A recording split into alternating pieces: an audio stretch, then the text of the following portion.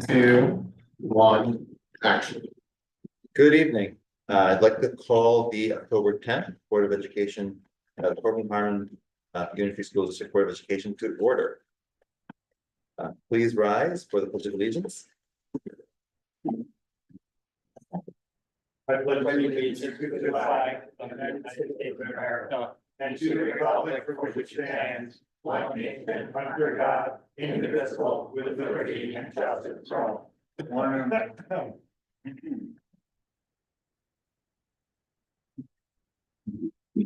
action that the Board of Education approves the agenda as presented. So moved. Second.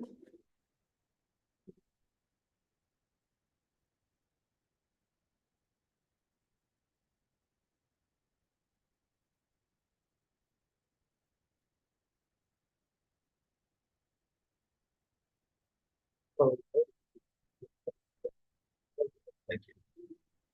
On the question, Sorry, you may turn your mic. the recommended action. All, right. What did I say? All in favor? All in favor? Aye. All opposed? Thank you. Opposed? Same. Motion carries.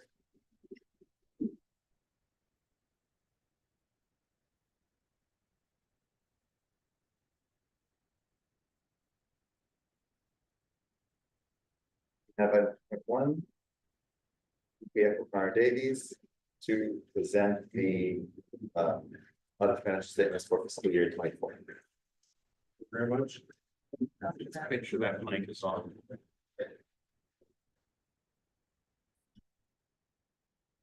Good evening.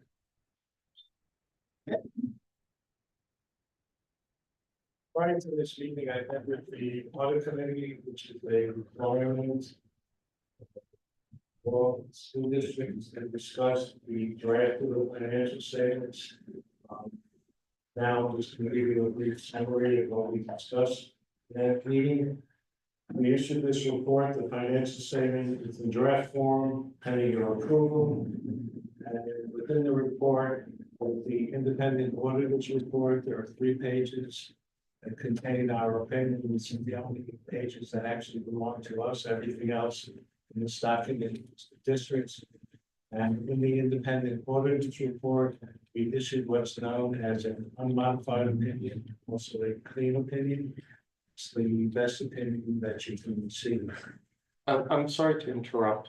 Has the rest of the board received the reports? No, not the draft report. Oh, But once the full report is issued, it will go directly to the board. okay, And sure. very good. You're welcome. The 3 reports that we discussed at the meeting, one was the financial statements, which we reviewed in detail. There was the extra classroom activities report, and then there was the report, that was the report to the governance, which is the board. Within that report, there can be significant deficiencies, material weaknesses, or control deficiencies. There were no significant deficiencies and no material weaknesses. There were a few control deficiencies. 2 of them had to do with the timeliness of deposits. The state recommends that all deposits be made within 72 hours.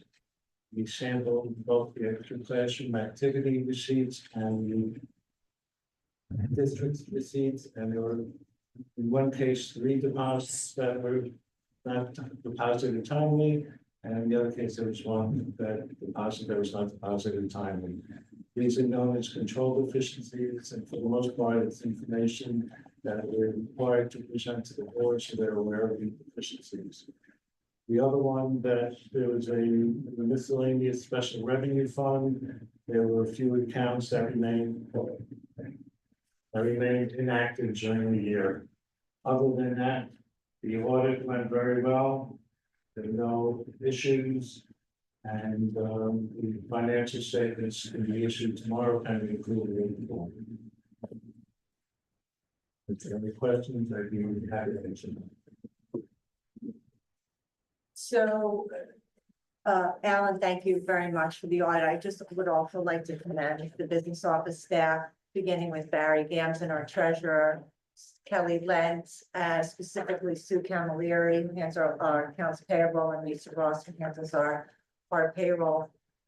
So Alan, in our audit committee meeting, you had mentioned that there's a report that comes out from the state that needs to be incorporated into our financial statements that came out Labor Day.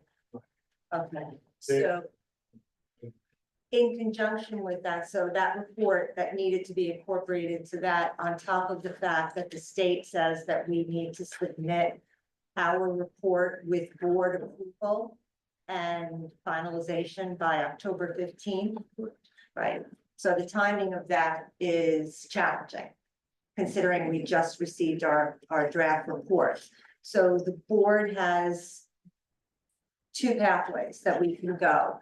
We can approve it this evening. These are audited independent financial statements that were issued by our external auditor.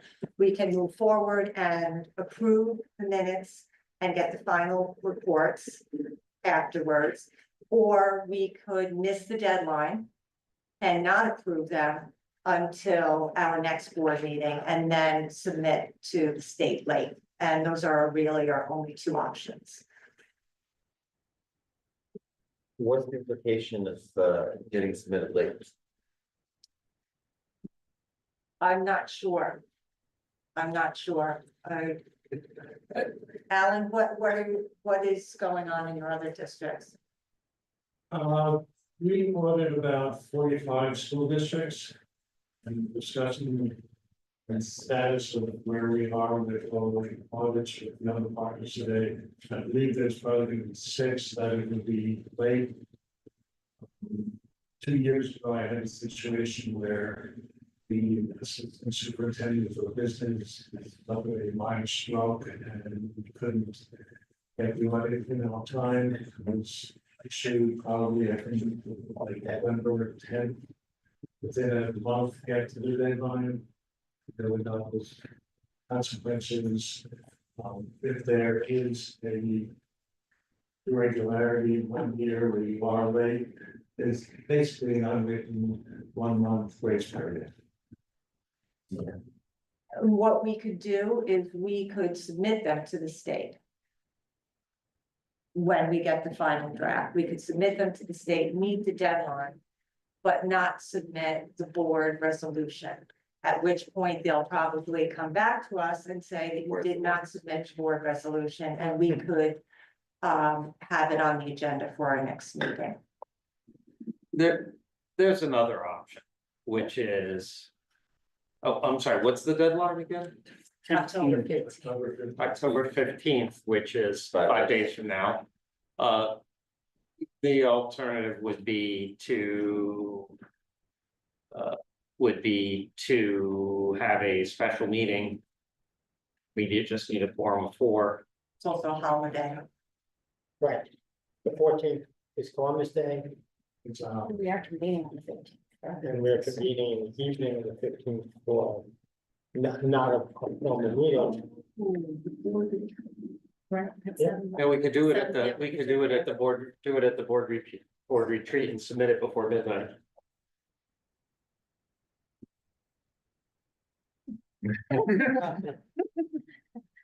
Well, let me ask, do you have everything you need? I mean, there's no resolution on the agenda for this evening. There is actually, yeah, that's why we were looking for the supporting materials for it. So, okay, if we were to put it, I mean, we'll have a forum today. Right, I think any questions that arise related to the audit aren't going to change the audit. The audit report is the audit report. So, one option is that we can also just pass the resolution to accept the audit. And then we can always have time to ask questions and get clarification. Yeah. If people are comfortable. What's the recommendation of the audit committee? The recommendation of the audit committee is to, if there's a resolution on the table today, let's pass it. Yep, I agree.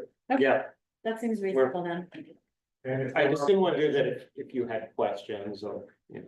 Well, as Omar said, the audit itself isn't gonna change. I think, as part of our due diligence, we do want to have an opportunity to read it, but it is like a finished report, so it's just to have the materials, I think is appropriate. Okay. But We will have the we can do finished that, yeah. report by the morning, correct? final report, Final report? there's a few minor cosmetic changes for the GP tomorrow, it's the PDF. Right. PDF. Before then. So then I could get the final report out in electronic form to the full board. Okay, thank you. Anything else? No, I just want to say she's too humble to mention it, but an unqualified audit opinion like this doesn't happen by accident. And so I want to thank and recognize Denise for outstanding leadership and oversight.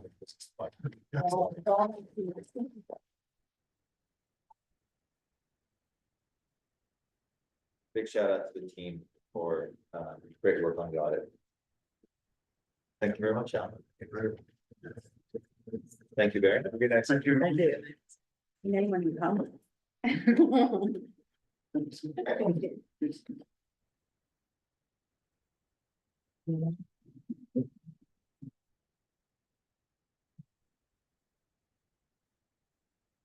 Well, now we're moving to President's report. Anna isn't here today, but she did give me a report to share with the public. This school year is well underway with successful back to school nights throughout the district. Please check Parent Square for information regarding upcoming parent-teacher conferences, school photos, and yearbook information. Our three PTAs and the PTSA at the high school ask for your continued support. Members of the board will be attending the upcoming New York State School Board Association Conference in New York City on October 20th through the 22nd, and we look forward to reporting to the community regarding our experiences there and meeting the other board members throughout the state. The board will be meeting for our second retreat on October 15th, 2024, to continue to discuss our roles as trustees and develop norms and practices for this board. We'll also be working through our board development committee to develop goals, focus upon the goals that we should be focusing upon in fiscal years for school year 24-25, and hope to present those at an upcoming board meeting. The Croton Harmon Education Foundation is hosting their annual Dine Around event on November 9th. Please check their website for information regarding this treasured community event. That concludes the president's report. There's just one other thing to add that I guess you forgot just to mention. And that is, we know that the Harry Chapin Run Against Hunger is on Sunday, the 20th. And I know there's been a lot of fuel buzz among faculty and students. And it will be, the high school will be sponsoring a lot of starting and ending of the races here, and a lot of activities in and around high school. And I think we just should, I don't know, Steve, if you were to talk. Stole my thunder, Neil. That's okay. Sorry, I didn't know you had it, so fine. And then if further information will come when the superintendent comes. There is coordination. Coordination. Let's leave it on. We'll now move into hearing of the public. Any members of the public who should address the board may do so at the podium. Please state your name, your district address, and please keep your comments to 3 minutes. Hi. My name is Michelle Inhofe. I'm a resident of Croton at 17 Lancaster Road. I'm also founder of PASA, Parents Against School Anti-Semitism, which began in May 2024. We're a local grassroots organization created by the parents in the district who believe that anti-Semitism or hate of any group has no place in our schools. We are a totally independent group, and we are not affiliated with any other group or current legal action. As of October 10th, PASA includes 167 members. Approximately 75% of those are actually parents of current students in the district. Our goal is to be a partner with our school district in reducing moments that our students and families encounter anti-Semitism. To this end, we surveyed PASA members to understand the concerns and experiences of the group, and presented our findings and recommendations to the trusted administration and the Board of Ed Advocacy Committee on September 11th. Our recommendations were the following. One, immediately adopt the widely recognized International Holocaust Remembrance Alliance, the IHR definition of anti-Semitism. In order to give us a common understanding that allows us to better combat its occurrences. Two, to educate faculty, staff, and students on this definition and the accompanying contemporary examples of anti-Semitism.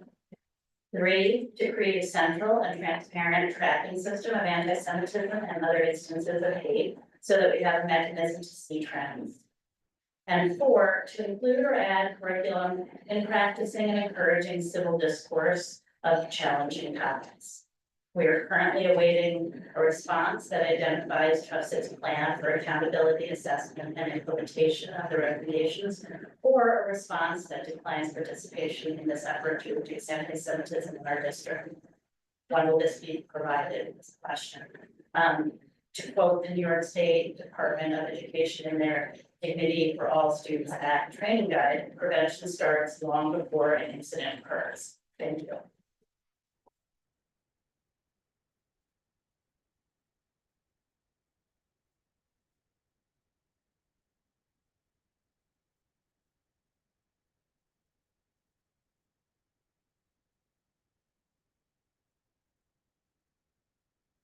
Hi, thank you. I'm Allison Samuels. I reside at 237 Mount Mary Road West, and I'm also a co-founder of MASA.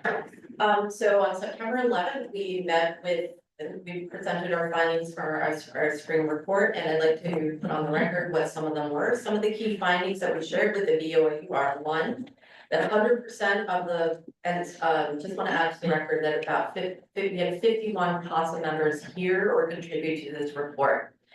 100% are concerned anti-Semitism is impacting students in CHUFSD in 2023 to 2024.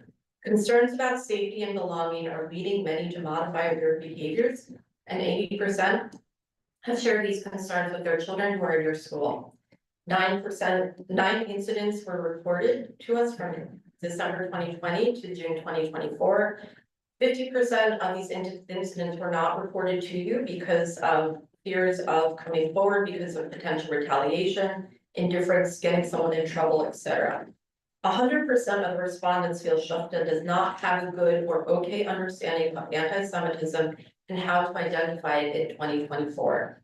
We summed up that CHUFSD's inability to identify anti-Semitism, its dismissive response to concerns, and ambiguous articulation of anti-Semitism in its DEI policy draft is eroding trust. We then put forth recommendations. Need for acknowledgement and understanding of anti-Semitism as a problem at CHUFSD was a common sentiment in responses to create a restorative solution. Since then, the VOE's response we have received is thank you, that we look forward to working on this important problem. We do not live in a vacuum. In the past year, there have been over 10,000 incidents of anti-Semitism in the US, and that's been the largest that's been reported tracked at ADL, according to the preliminary data. And in this past Monday, we learned from our local synagogue that law enforcement was acting upon credible bomb threats made against synagogues to make sure our community is safe. This is where our local pre-K resides. Anti-Semitism is not an abstract issue.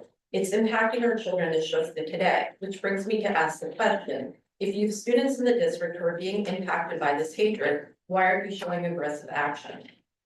Especially given that one of your goals is to foster a culture of belonging for all students. If you refuse to name or directly address a problem, then how can you even assess it or research it or diagnose it to make things better?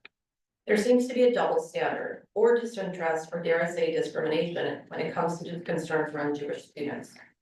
I don't think anybody came here with the intention to ignore constituents, so how did this happen?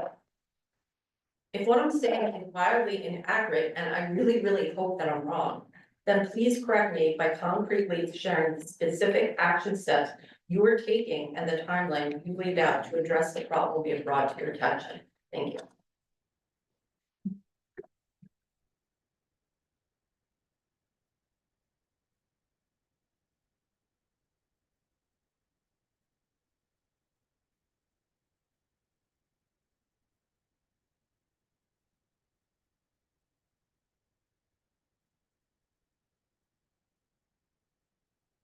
Hi, my name is Alexis Koch, and I am a concerned parent, a member of PASA as well, and I live at 34 High Street. I do know some of you, and I look forward to getting to know all of you. Eliminating hate in schools, I believe, is a common goal for all of us.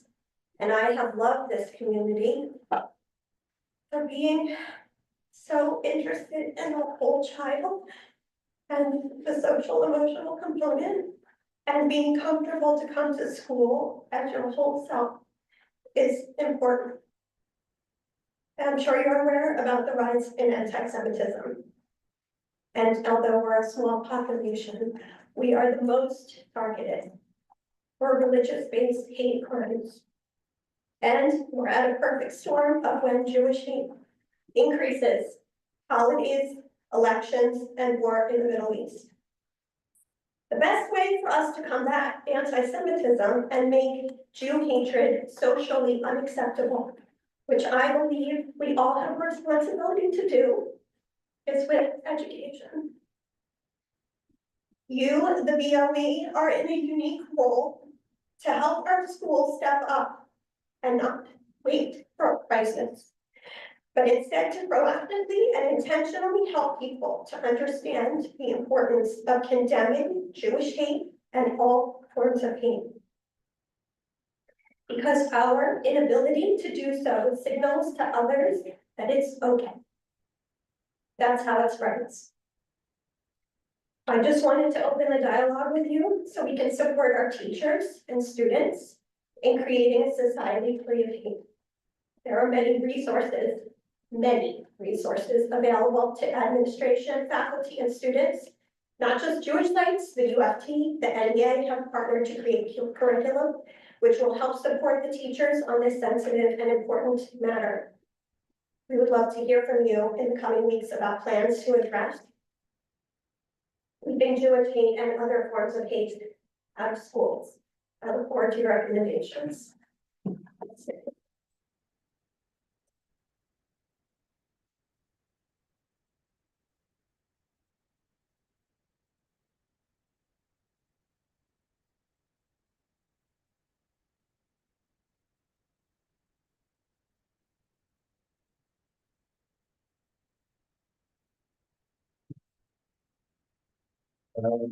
Could go right.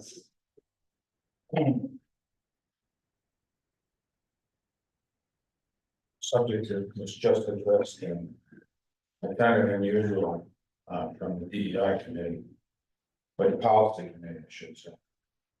That the last resolution that this board passed was a resolution regarding immigration from Islamic countries that were it had no functioning government, no way to vet the people, and you were opposed to not allowing those people in the United States. In other words, these were countries such as Somalia and countries where their government has disintegrated under terrorist threat. And this board wrote a resolution saying that that was a bad thing, that our government should vet people coming into the United States. And now we know with the immigration policy the last 3 years, we have tens of thousands of people, all sorts of terrorists that have come to this country. And you hear about them being apprehended from time to time. I understand the policy of this board based upon that last committee meeting. Issue would adopt the definition of the IHRA, but would not put it into your policy committee, into your policy statement. Which perhaps is wise because one of your board members said you have to define everything. And I think the proposal was that you would make a memorial, commemoration, whatever, an official statement on the anti-Semitism, which would be a good thing. Relative to this subject, is the policy of this school board should be to create great American citizens, not citizens of the world. Because when you create citizens of the world, you bring Greek versus Turk, Palestinian versus Jew, Russia versus Ukraine. Let them bring those grievances here, and then you allow them to inflame each other as groups. No, you should be creating citizens of the United States with the taxpayers, that's what we're paying for. So a sense of unity. You know, you had grievances back there, forget about that. It has to do with American policy, that's something else. But you should be encouraging them, everybody to leave their grievances behind. As opposed to, I understand that Westpac was involved in one of the presentations at CDT.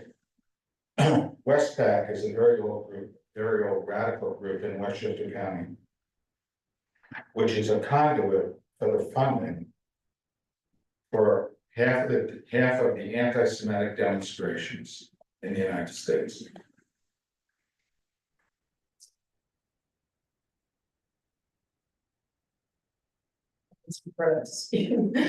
Leslie Pollitt, 2056 Quaker Ridge Road, mother of Jeremy, who's currently in school and 2 graduates.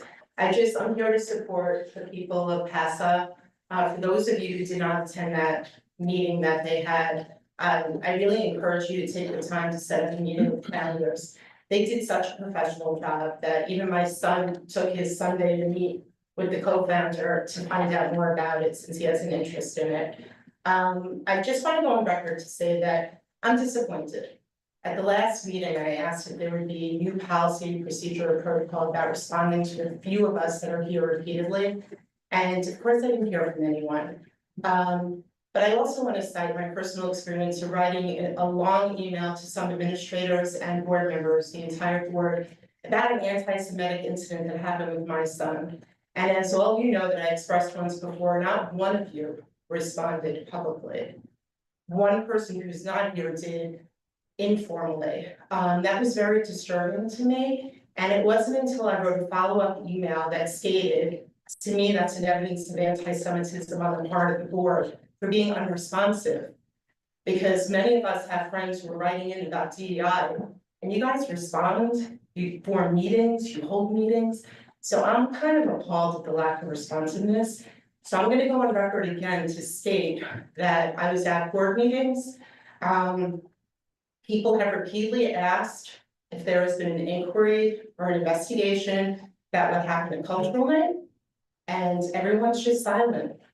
And I just really hope that you have some real amazing people here. There is anti-Semitism in the school district. I had in writing expressed that one teacher secretly came to me. I refused to divulge who that was.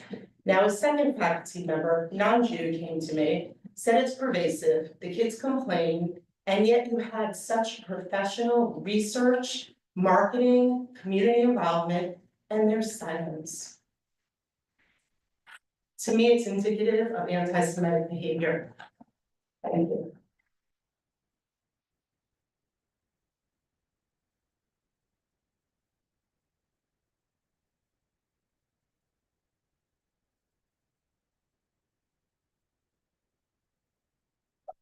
CHUFSD, 7 O'Reilly Court. I have 1 student in the district and 2 that graduated. We've been living in town for about 20 years now. I really don't have any prepared remarks, but I wanted to lend my support to the comments that have already been made. And I know, I hope, I don't know many of you personally, but I'm sure that you give your personal time to be here because you care about the community and want best for our kids. And so I appreciate that. And so I'm here to ask you to really focus on this issue. It's very frightening to be Jewish in the world right now, particularly frightening for those of us who have family members who went through the Holocaust and who did not survive, and come from a time that doesn't seem, it used to seem very far away. And for those of us that are Jewish in the United States, we never thought we were going to have to worry about these things.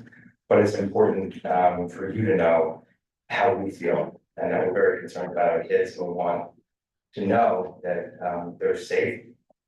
But safety, physical safety, is not sufficient. It's obviously critical and important.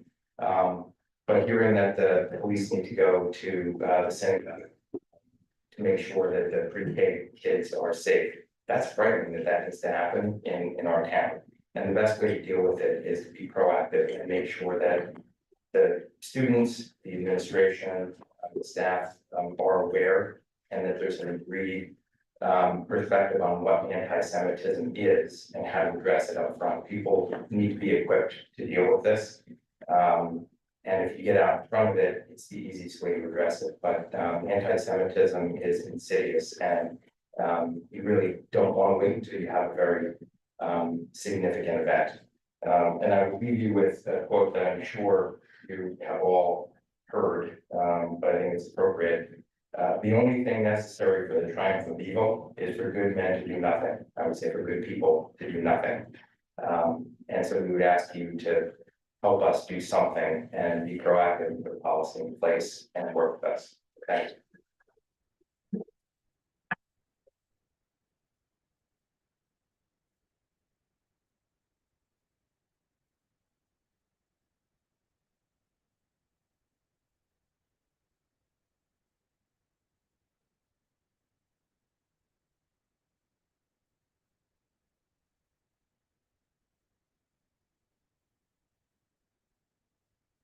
Any other members of the public like to address the board?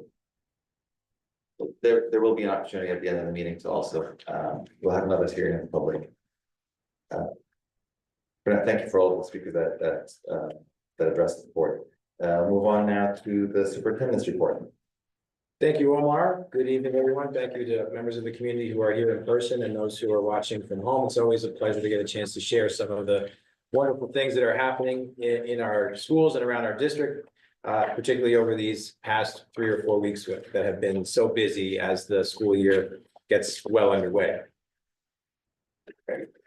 So as was mentioned earlier by Omar, it was a pleasure to have a chance to attend each school's back to school night at the end of September, and to see and to experience myself the wonderful and welcoming environment that each of our principals, our assistant principals, our faculty and staff have created in our classrooms, and to hear the presentations and the information shared by not only our building leaders, but so many of our community groups.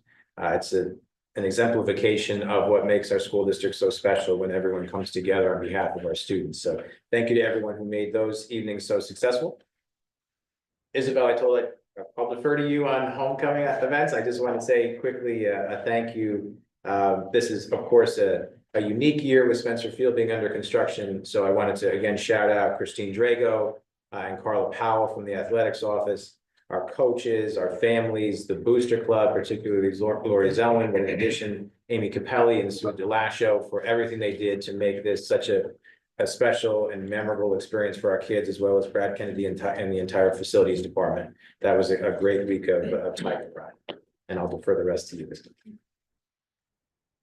Also wanted to mention that during CHAP recently, and Isabel, you may be covering this too. Yeah. All right, so I'll speak briefly on this. One of the things I got a chance to share with my CHAP was just that one of the things that makes CHHS special is the robust offering of extracurricular, co-curricular, and community organizations that they get a chance to be a part of as young people. And that's really part of what helps them to make memories and to be a part of something that they'll take with them for the rest of their lives. So the club and activity fair is a day when community organizations and extracurricular groups get a chance to come together all in the same place at the same time as CHHS.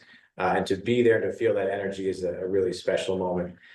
So I thank you to Erica Fiorini and everyone at the high school and our community organizations for making that possible. Also wanted to shout out again, Carrie, Michael, and Laura, 3 phenomenal visionary leaders. These folks are dreamers and doers. They make an incredibly complex and nuanced job appear remarkably simple through their experience and their leadership. Our district wouldn't be close to what it is without the 3 of them. So thank you sincerely on behalf of the entire school district community to each of you for your outstanding leadership, and happy National Principals Month. Also wanted to say that earlier this week, Craig Campanero and I had a chance to attend what was a really remarkable and special recognition of a young lady in 3rd grade at CET named Penny Catania. So Penny last year, along with many students at CET, entered a short story into a contest that began with the Women's Club of Peekskill in Cortland. The short story, which actually isn't that short, was called The Big Project and the Big Problems. And so Penny then won the Women's Club of Peekskill and Cortland's competition and got moved on to the Hudson Valley Region competition where that short story won again. She then got moved on to the state level competition where her short story won again, and then was moved on to the national competition in Chicago where she won as well. So earlier this week, Craig and I had a chance to help to recognize a remarkably talented and bright and confident young person who exemplifies everything we'd want in every Tiger student. She and her twin brother Gus had a good time with us earlier this week. And Penny, you are a remarkable young person, a testament to a wonderful family and some really great teachers. And so congratulations on a remarkable award.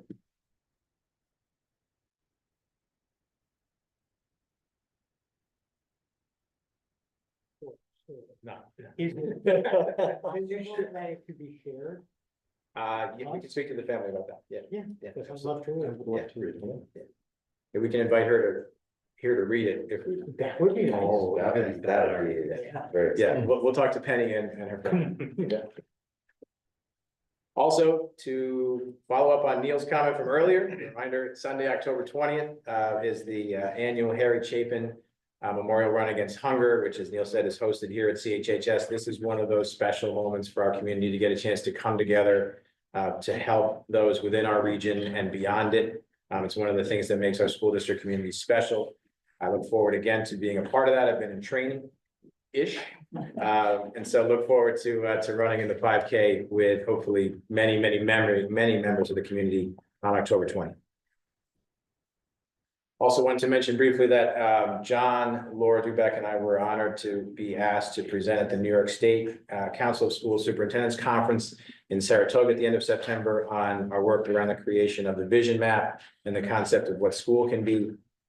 We were genuinely thrilled by that opportunity and incredibly overwhelmed by the positive response and the connections that we had a chance to make with folks from throughout the state during that experience. Thanks to Alan Moskowitz, Director of Technology and Innovation, for joining us as well. And truly honored to have a chance to represent the work that's happened in the district over the past few years in front of that wonderful group. And wanted to also mention that I think all of us would agree that when you talk about the story of what makes a school great, that story doesn't begin or end with standardized test scores.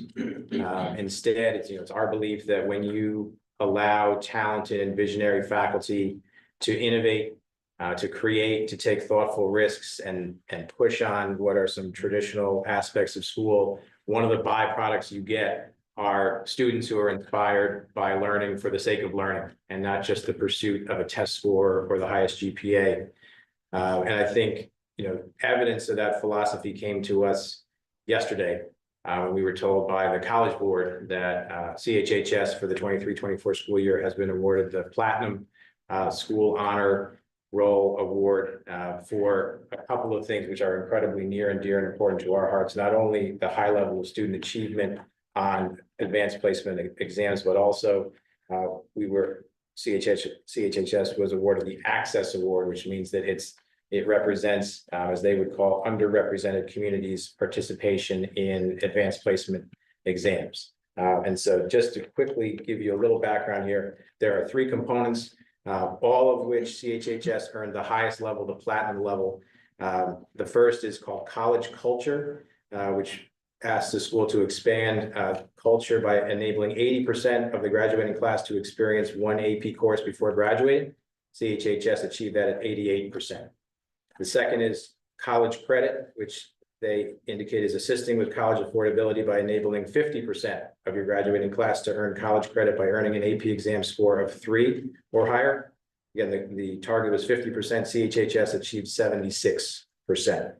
And the final is College Optimization, which the AP says is optimizing students' college readiness by creating opportunities for 15% of your graduating class to take a total of 5 APs across their high school years, with at least 1 taken in 9th or 10th grade. Again, the highest level target in the state was 15%.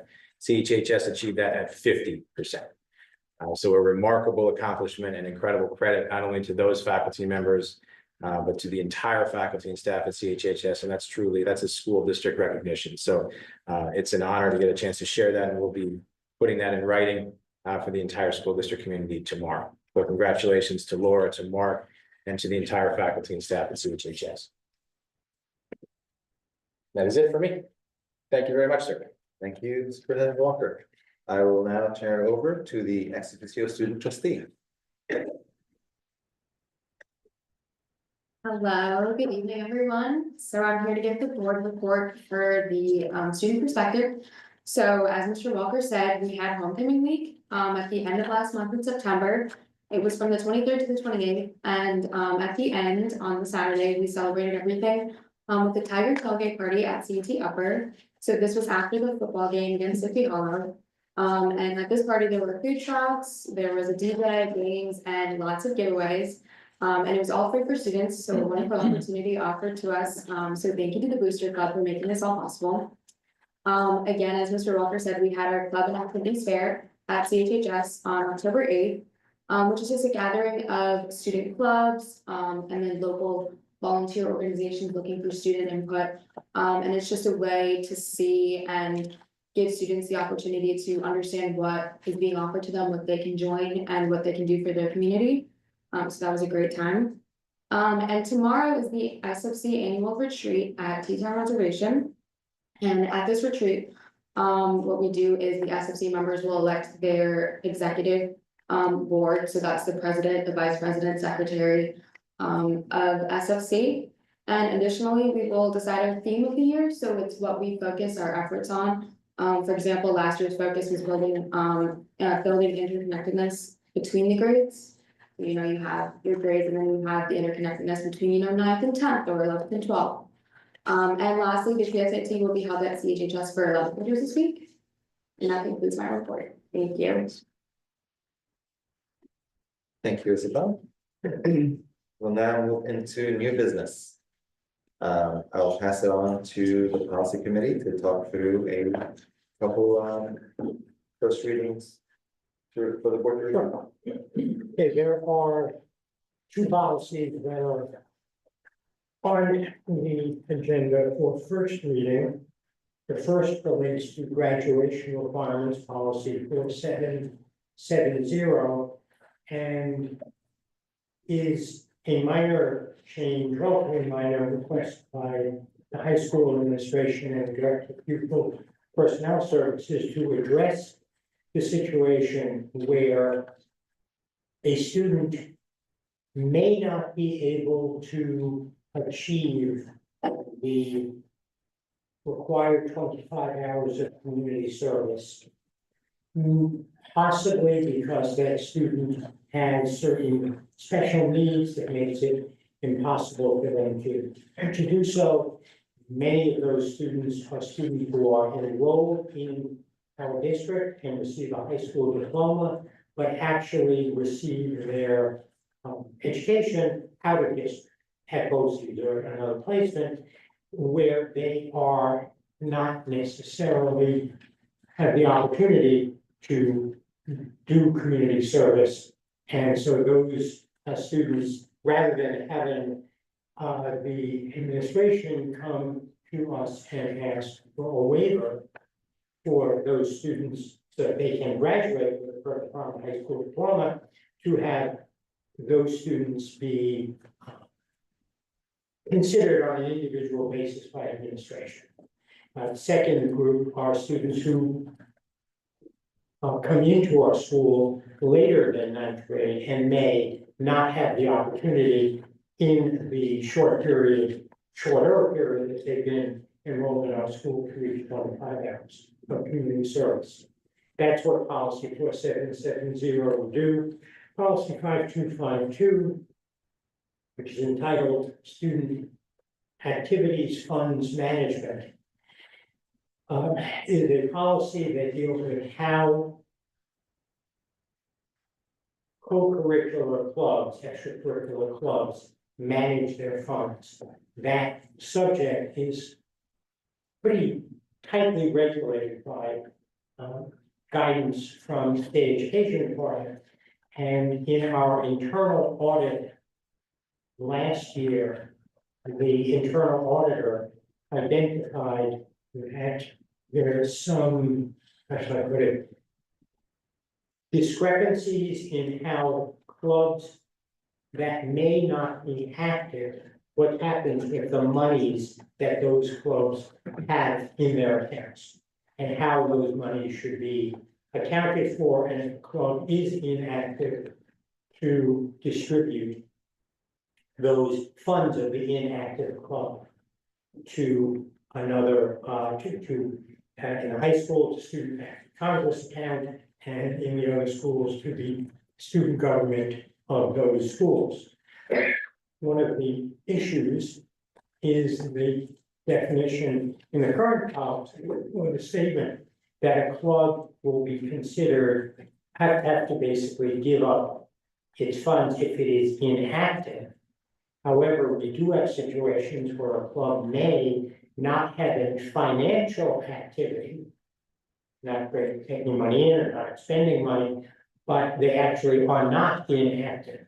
And so this policy, as proposed, will address that situation and to define when a club may be considered inactive and give the principal of the school the responsibility to certify that that club is inactive, and therefore those funds will be redistributed. This certainly is designed to meet the recommendations of our internal auditor, and certainly if, it would be consonant with the management of student activities funds as and is as expected by state education department.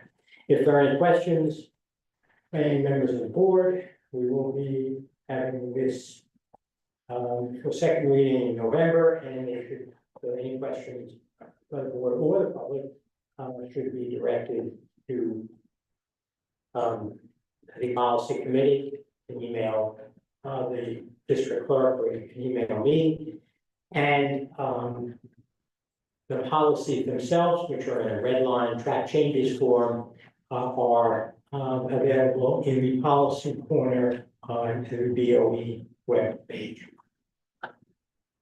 Any questions from our board members, Dan? Sure. Well, you have a question. So on, you added, or the committee added on the second page, an inactive. On the second page of 5252. 5252. An inactive extracurricular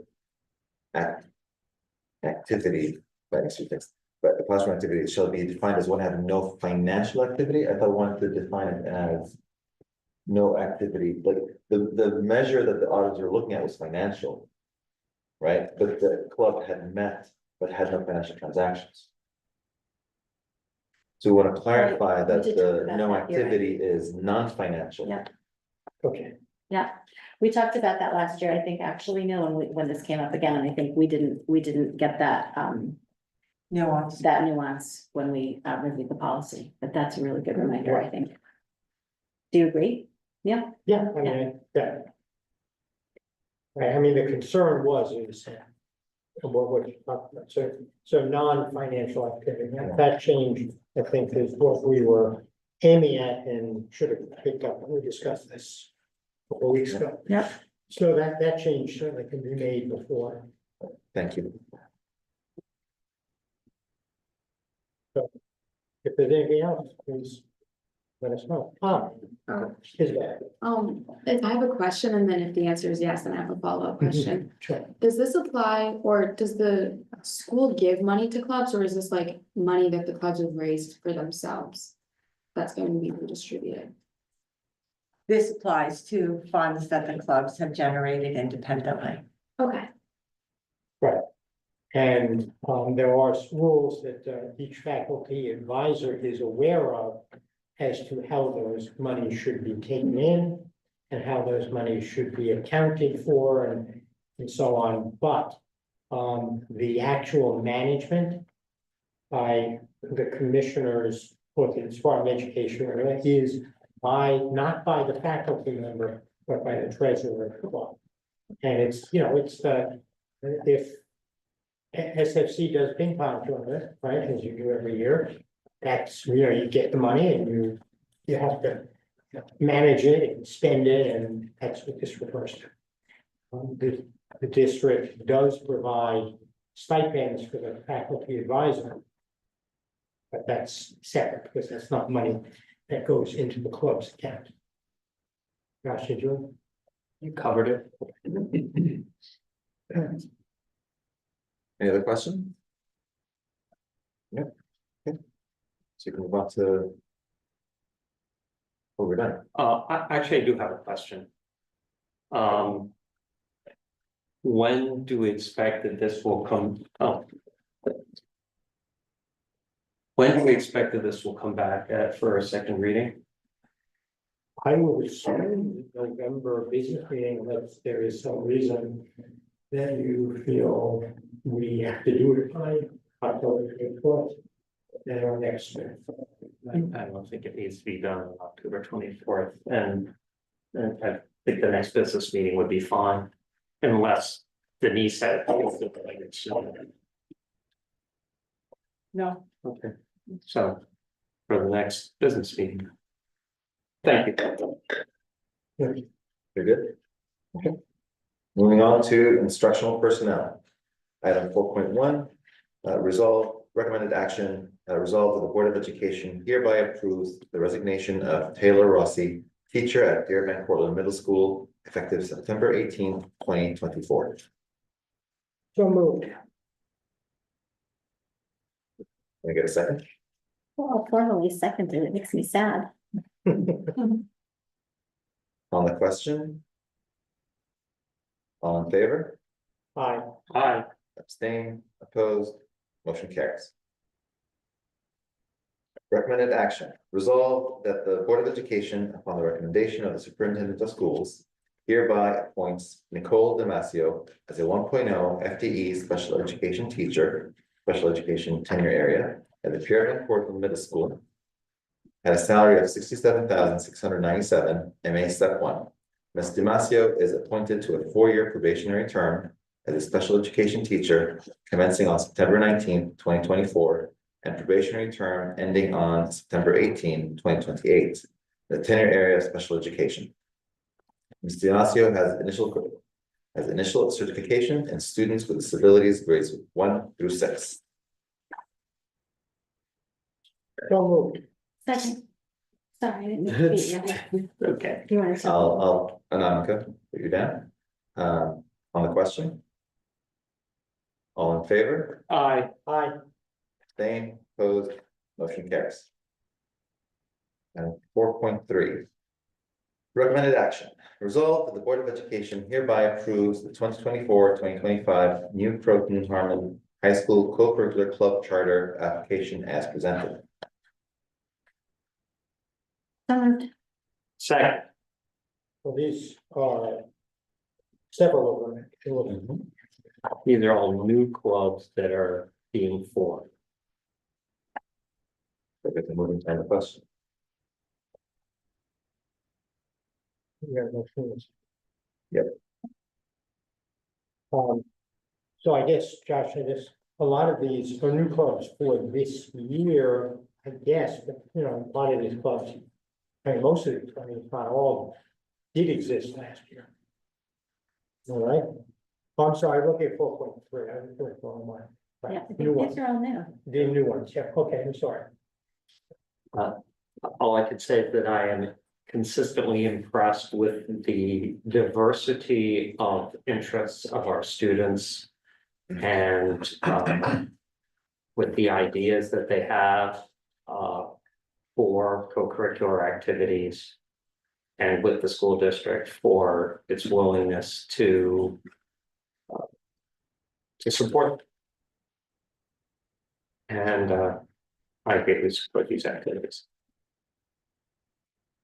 That case, all in favor? There's one other thing that I would add, and then just piggyback on what Josh said. I also very much appreciate the willingness of our faculty to meet the desires of students to be, by becoming, faculty advisors for a great variety of clubs, and extracurricular activities that were able to offer. Thank you. All in favor? Aye. Abstain, opposed, motion carries. 4.2, no, sorry, 4.4. Recommended action, the Board of Education approves the 2024-2025 co-curricular appointments for Broken Harmon High School as presented. So moved. Second. On the question? What Neil said before, I appreciate all of these individuals for stepping up. And making these clubs possible. All in favor? Aye. Just a matter of form. If we're forced to aye. So I have to ask to abstain and. Yes, because I have to abstain from this one. Well. So you did. 4.5. Oh, but that So if means, you're abstaining, we can't. Yeah, I was about, that's what I say, before we move it, I'm gonna move to table it. well, not to table, it's not moved. But Yeah. we're just gonna have to skip over it unless and until Sarah shows up, well, we have to do this in 2 weeks, because we have to have 4 yes. Yeah, We cannot have 3 yeses and an abstention. It's, right, and I can't vote on this since I'm the other two. If need be. Denise can put this on the agenda for Tuesday. Mm. Does that cause any issues? I have one question. Yeah. Which is, we said for 4.5. Ms. Quasenberg is listed.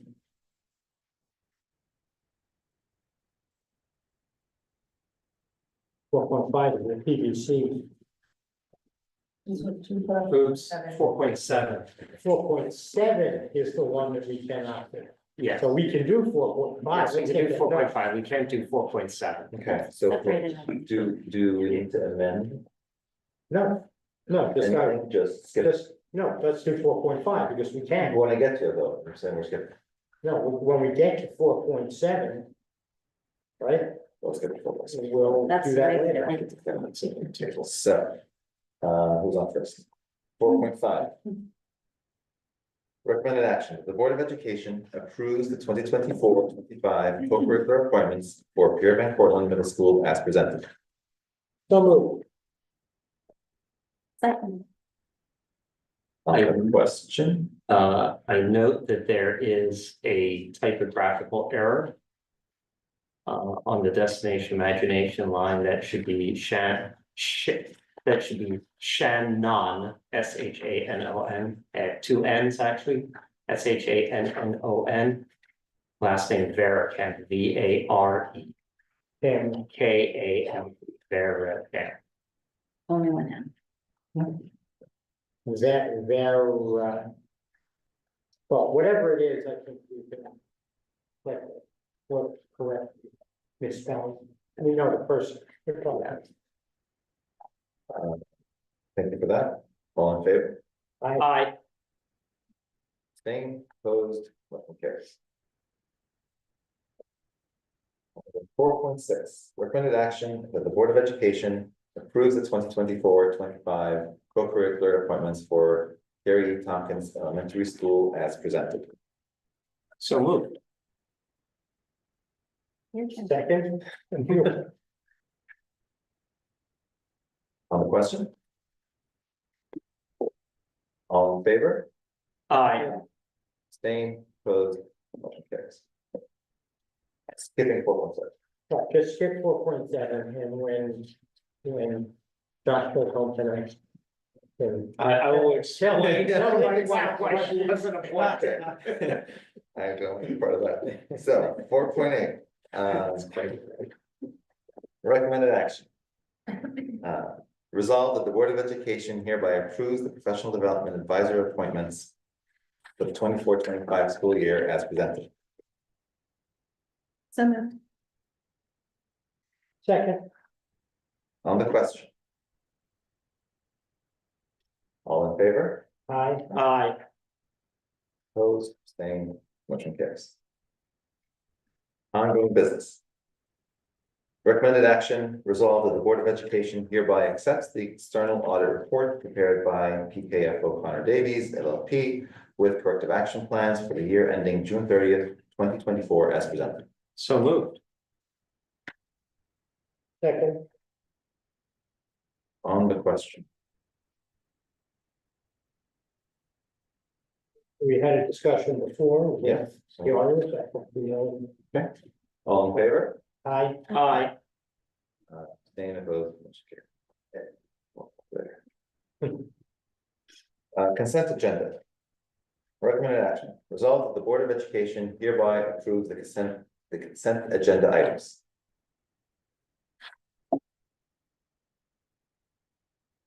So moved.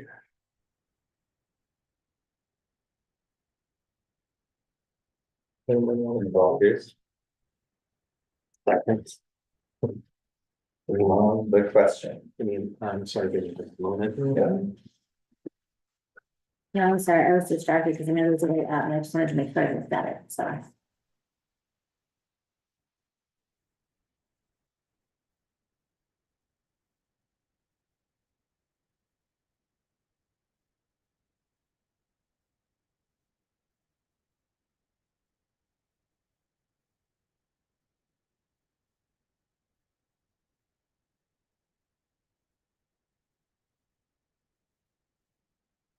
I did one question with on item 6.7, just to be clear.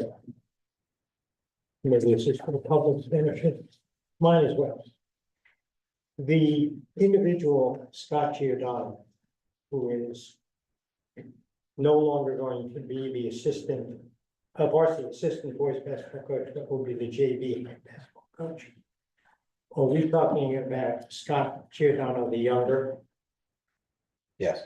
Yes, so the relatively recent, within the last. Yeah. I guess 5 or 8 years graduate. Yes. Yeah. As opposed to his father. Yeah. I asked, but I know both of them, and I just want to make sure the right one's gonna be. Doing the work.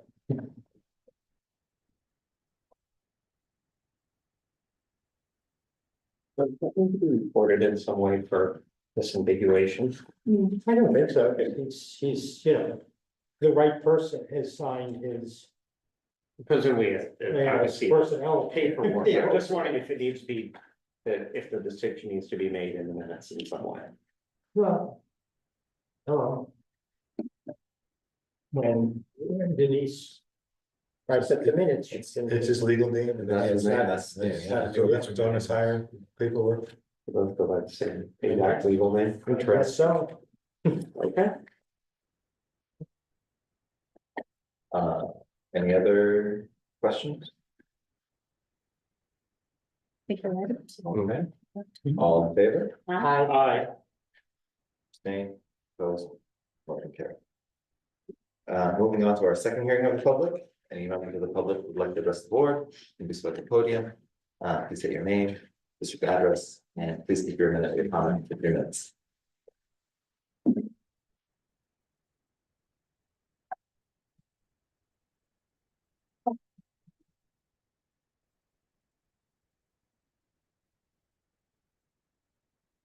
Hi, everybody.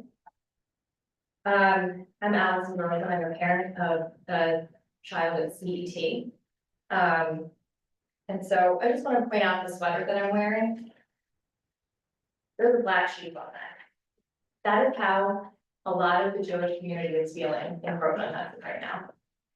We are feeling like we don't belong here. We feel like we are not heard. We don't feel like this board is listening to us or cares. Anti-Semitism is a problem here. It is a problem in this country, but it is a problem in Croton Hudson. And this board must take it seriously. It cannot go ignored anymore. I was here a month ago and spoke to Omar and I spoke to Neil at the meet and greet, and I'm really upset that I have not seen anything about anti-Semitism on tonight's agenda. Croton Pasa was here in early September, gave a presentation, and that also went ignored. This is not acceptable behavior. This cannot continue to be ignored. There are more than 160 people who signed that petition to get your attention, and you're still ignoring us. I noticed that you can find nuance in language about school clubs, but you're not able to seem to find it when it comes to anti-Semitism and address that appropriately. Why is there no reaction from this board? Someone came up here earlier in tears. All of us have been in tears privately, but also in front of you, and there was no reaction from this board. Why is that? Croton Pasa is recommending that you implement several different items. These are easy. The first is to adopt the IHRA definition of anti-Semitism immediately. Why is that not on today's agenda? Education. Our teachers, our staff, our students need to be educated on what anti-Semitism is. And it can't just end there. It has to actually be enforced. We need a comprehensive system to improve the climate in our schools and in this district and be fully inclusive. That includes addressing anti-Semitism. Our students need our support. They need this board support. They need support of the teachers and parents, and this board must listen. So I'd like to know, when will you be addressing these issues? When will you be enacting the IHRA definition of anti-Semitism so that there is accountability? Why do you feel that this is not something that needs to happen? Why wasn't there a notice to this entire school district on Monday when there was a bomb threat against the children at UPK?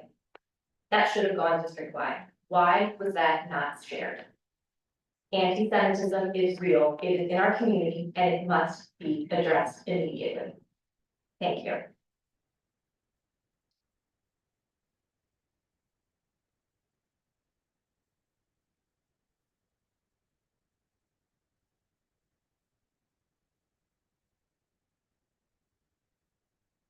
Well, should have gone along.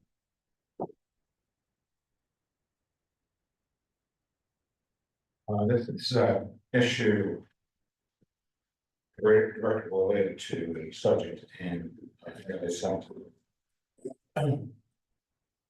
this school has a habit, or some of the teachers and some of the administrators have a habit of displaying certain flags. Flags mean different things to different people. For instance, to me, when I see a transgender flag, that says that person thinks they can change their sex, change their gender, which they can. You know, you're supposed to teach science. And it means that they support the chemotherapy and the surgical ramifications, which the organizations use that flag represent. I find that reprehensible. And cutting off appendages because you have mental illness. So I'm not one for banning anything. If a person can display those flags, a person can display a Jewish flag, a Catholic flag, an evangelical flag, a crucifix. Those are symbols. So if certain symbols are okay, every symbol is okay. If a person wants to demonstrate their faith, their saints, their belief system, that teacher wants to do that, they should be allowed to do that. But there are consequences for that. The teacher, person going for advice, whatever, sees that symbol, whatever it is, and they interpret it well or bad. So I recommend you seriously think about that. I know what the rage has been for the last 10 years. I understand it. I've been around a while. But I recommend you seriously think about the ramifications of displaying symbols, because if some people can do it, all people are entitled to display their symbols. Now, second item I want to address Crooklyn. We're in a housing war in Crooklyn. It's not about housing, it's about the size of the proposed housing and numbers. It has nothing to do with who's going to live there, et cetera. It's about the monstrosity, the size and location. But one of the problems that other school districts have seen, and these 9 counties that were discussed in Monday's meeting, was a lack of population, real population and student population. And the school system has something to bear in terms of guilt on that subject. If you preach environmentalism that says children are a burden and you shouldn't have children because they're a threat, that's a sin. And you're responsible for that problem. Thank you. Thank you.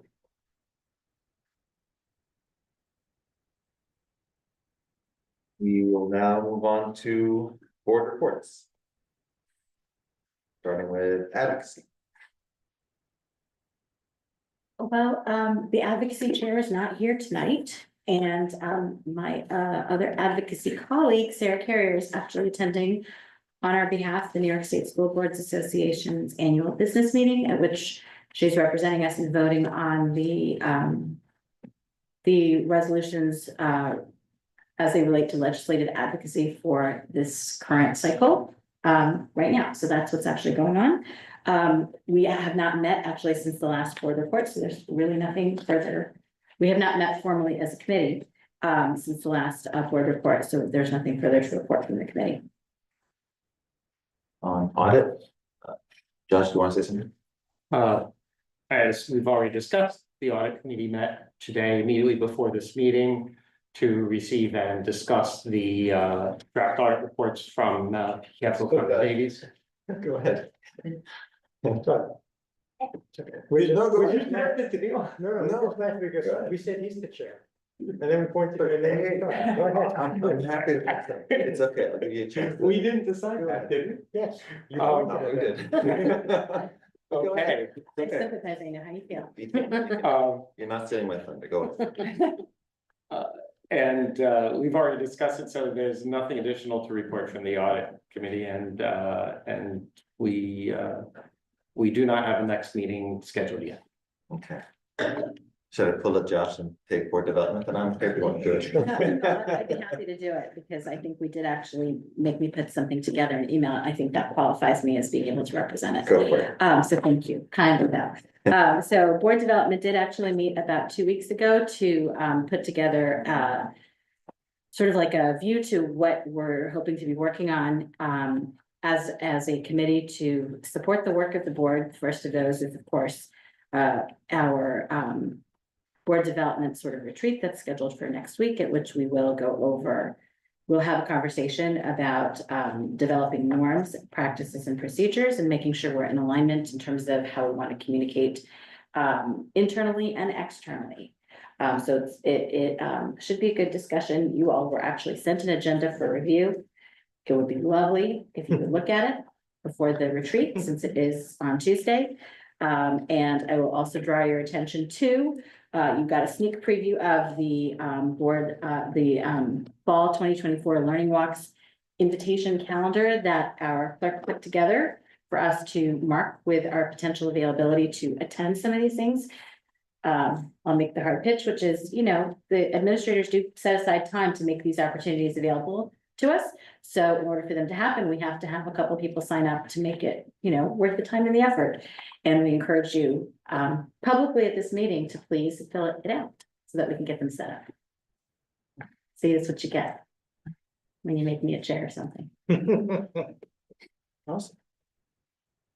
Thank you, Annika. You're welcome. For joining you at the high school learning. I'm excited. Communications. We could guess Okay. when you have to tell us. Oh, let's see, I have a question. So we met last week on the 30th. We had discussion Sarah, who is not here tonight, was tabbed to be the chair of the committee. We reviewed the committee charge, and we talked about the goals and objectives for this year for communications committee. Among them would be to see how Meet the BOE has been working to this point and to consider if there are other avenues or other ways in order that the board can utilize to reach out to community members. We also talked about the possibility of having I should say, protocol to establish a protocol as to when we get information or people say things to us at the BOE, at the Meet the BOE session, how we may refer those persons or refer those questions that are raised to the appropriate person for response, so that we all know that when we're sitting at that table interacting with the public, we can let the public know where we will direct that request or question, and we'll do it. And, have more formal than just, okay, we'll sit there and make a note, and then at some point, we pass that on without having protocol. We talked about the possibility of having some kind of a community conversation or public forum. In years past, we have done a town hall or a community cafe on particular issues, whether they have been relating to curriculum or facilities or whatever, but we're thinking about how and when to have such a session in the 24-25 school year. We also discussed the possibility, which is still kind of information, to develop a kind of a BOE recap, kind of very one-page description to circulate to the community or publish to the community of what we've done at a meeting, whether it's going to be business meeting or business meeting, and work session may not. We haven't determined that yet, but so that those who don't watch the video and those who are not with us, and I mean either by watching the video by live stream or thereafter, will have some idea of the subjects that we have discussed. Obviously, it's going to take some work to determine exactly what that format will be, and who will prepare it. Perhaps our public relations consultant, and who will review it before it's issued. But that's just an idea to be able to get more information out to the community and be available thereafter to answer questions that somebody may have about what they've read in that recap. So that's in sum what I think we talked about, unless we missed anything. Not missed anything, just wanted to comment that your first question, the follow-up after Meet the BOE is the second item on our agenda for next week. So we'll be talking about that because it's come up, I think, in every committee so far. And also just to say, I'm glad to hear that this idea of a BOE meeting recap is still under discussion. We'll highlight that we did spend several committee meetings last year talking about it and weren't able to move it anywhere. So I wish this year's committee the best in getting it to some sort of resolution, because I think it's something the community is looking for and is interested in. We've talked about it a lot. Might be time to move the talking into action. Since you have the floor, policy. Policy committee met on the 15th, I think, of September, and discussed the two policies that are before us today, or were before us for first reading. And we also discussed other policies that are in our parking lot, so to speak, and how we're gonna move forward and how each of the members of the committee may take certain of those policies to shepherd them through and do the research on them, et cetera. One of the things that we talked about, and unfortunately only 4 of us are here today, but I just want to put it out for discussion, is a policy that we had discussed a year ago, policy 2325, concerning video conferencing of board meetings. And the discussion that we had last year, well, let me step back and say, a provision of the state public officers law, open meetings law, allows for board members to participate remotely by video conferencing if notice is given of where that individual will be and an invitation for the public to attend the meeting at that location. So, for example, if I'm in New York City on business and I'm gonna be at this meeting by video conference, I will be able to say, I will be attending from my office. Anybody from the public can come to my office and sit there and participate in the meeting. And that is already in our policy 239. The legislature, a year or 2 ago, adopted a alternate means by which persons can participate without having to identify where they are going, where they will be, and inviting the public to go to that location. One of the things that was discussed at NISBA in supporting this was some people were concerned that if I say I'm going to be at place X, I may be telling people I'm going to be away on vacation or on business. My house will be empty. Concerns about safety. So there are certain provisions in the law that allow for that alternative. We decided last year, I think it was, that we are not going to do that. We didn't feel it was necessary.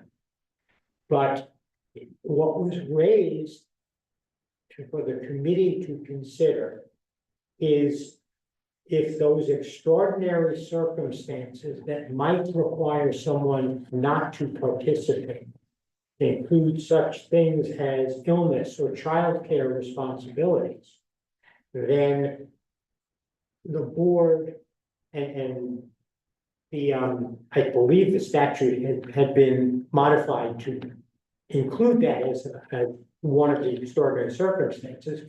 That might be something that might be appropriate. If you're ill, but you want to participate, you're not gonna have people come in your house, and you're not going to want to come and participate when you're not feeling well or you have childcare responsibility. So that's something that we were asked, or the NISBA presented language for us to consider. And the committee really couldn't come to a consensus or an agreement that we thought we would propose it or not.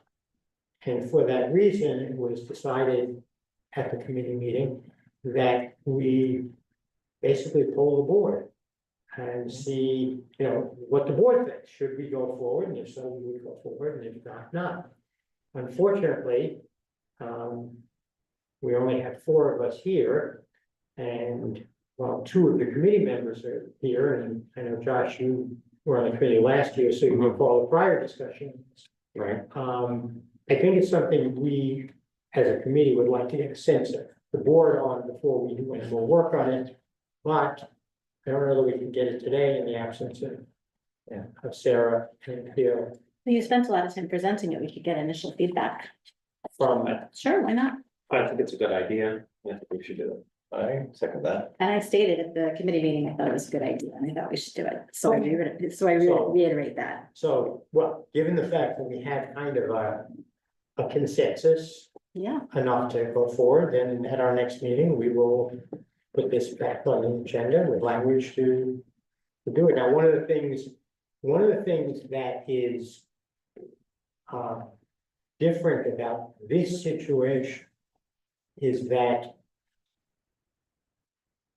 under the, if I remember correctly, under the provisions for extraordinary means under section 103A before it was modified, a quorum of the committee had to be present at the physical location. And the person who was not there Doesn't count. couldn't count for the quorum. In this situation, as the child care or disability, it is my understanding, and I have to double check this, that that person could count towards the quorum.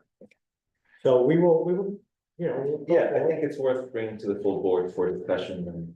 Okay, but we'll bring it to the board in the form of a policy for first reading Sure. and discussion. Yes. As opposed to this. Yeah. Polling of the board that we've had. Thank you. Neil. Okay, I will also add that where the other hand, the ad hoc committee that's dealing with the finalization of policy 0105 and the social media policy met on September 30th. And we have completed our review of policy 0105, which is now been referred to legal counsel to review before it comes to the board. We have not done any further work on the social media policies. That will happen at our next ad hoc meeting. And it is hoped that as soon as we have those done meaning not just a report to the board, but also the board's consideration, and it's not getting referred back to this ad hoc committee, then the ad hoc committee will disband. Right. We also discussed doing a resolution regarding anti-Semitism was also discussed at that meeting. Right, yes, although that's really not within the purview of the ad hoc committee, but we did discuss. It would be within the purview of the board as a whole, that would do that, and I have started working on a draft. And I would add, Not ready to share with anybody yet, but I've started working on a draft. and I would just add, as far as that's concerned, which is a matter of policy. Once that draft is completed and you are ready to present it, our policy on agenda says that any board member can present an item for consideration at a board agenda. So a resolution like that doesn't even need necessarily to go to a committee. The board may decide to refer to a committee, but I guess that will go to board officers and the district clerk to put on the agenda when it's ready to be presented. Yes. Thank you for board reports. Anything for polling? I think what has happened.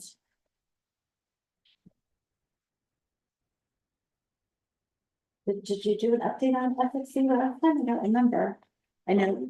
I Isabel did usually one, so- rely yeah, on Isabel to do that. Well, I'll just say, I was very pleased to attend as as an observer, my first meeting of the Student Faculty Congress, and I thought it was great and really exciting to hear everyone working together and what they're excited about, and I hope you have a great retreat tomorrow.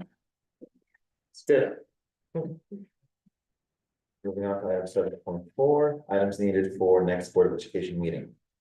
You do have a work session on October 24th. The topic we're continuing the theme of our way back to administration. We're going to work on a theme this year about division map and how different areas of the district contribute to the division map. So the next work session will be focused on UPS and its contributions. I think the only other thing needed is to make sure that on the 24th, we can revisit the item Put up in the earlier, the resolution. to Yeah, Approve. item is 4.7. 4.7. If needed sooner, we can do it on the 15th. What's that?